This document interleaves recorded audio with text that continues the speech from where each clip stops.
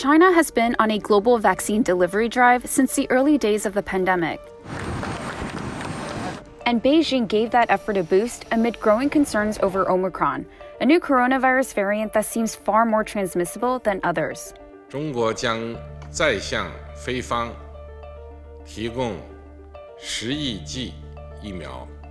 The pledge came after China said it shipped 1.8 billion vaccines to 120 countries. I'm very grateful of this huge donation to Africa. China was very interested in using its vaccines to advance a number of geopolitical goals. And the U.S. has its own goals too. I think the U.S., based on its trials, is very confident in its vaccine. They feel like it's important for them to be in the lead donating.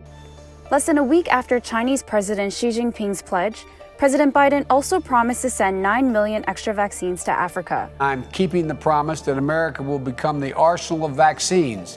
China got out ahead of the U.S. in shipping its doses around the world, but the Biden administration has said it's donated more.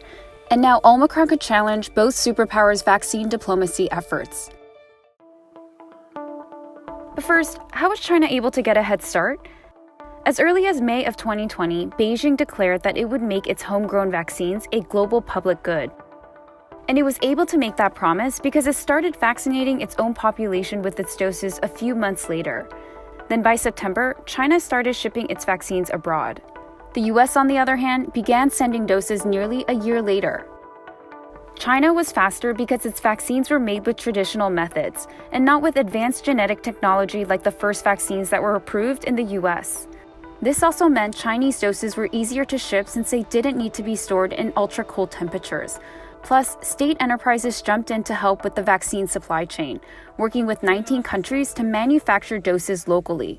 Being the first is very important because there's an element of stickiness. So in some ways, makes it more difficult for the recipient countries to buy vaccines from other countries afterwards. Bonnie Lin is a senior fellow at the Center for Strategic and International Studies, a bipartisan foreign policy think tank. She's been tracking China's vaccine diplomacy and found that of the 1.1 billion doses Beijing agreed to ship, 96% were designated as sales, and the rest as donations.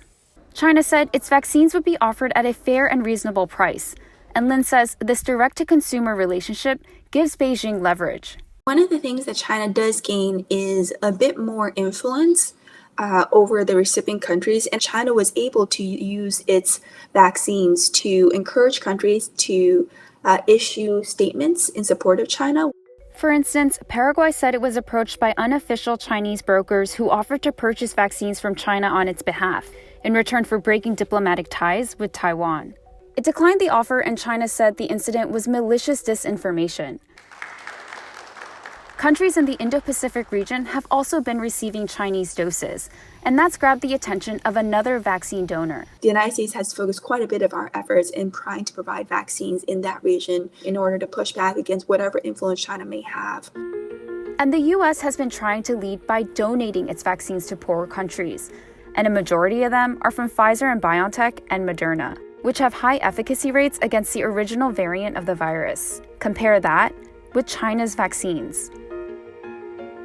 A study by Bahrain and Columbia University also found that the death rate for Sinopharm recipients was 3 times higher than those inoculated with Pfizer. Lin says the efficacy of Chinese vaccines may have dented Beijing's efforts to gain influence. A number of countries are much more cautious now about taking Chinese vaccines, and there are increasing questions of why does China need to have such a stringent zero tolerance? And many suspect it's because of its lack of confidence in its own vaccines. And now the emergence of a new fast-spreading variant has triggered a wave of fresh restrictions, and Omicron is forcing leaders to speed up vaccination drives around the world. Individuals I talk within the administration are really concerned, like unless we get everyone vaccinated, new variants will crop up. I also think there's been a fair amount of pressure on the administration to do more, to help with the donation and to help lead a lot of the world efforts. In about a week of Omicron being declared a variant of concern by the WHO, both the US and China made pledges to ship more vaccines. It's about what can be done collaboratively to try and bring the pandemic to heel. And I think just from what we've seen so far, especially with this new variant, that just becomes more urgent. But those efforts also rely on how current vaccines respond to Omicron and when boosters could be available to poorer countries. A Hong Kong University study found 2 doses of the Sinovac vaccine do not produce enough antibodies to fight against a new variant.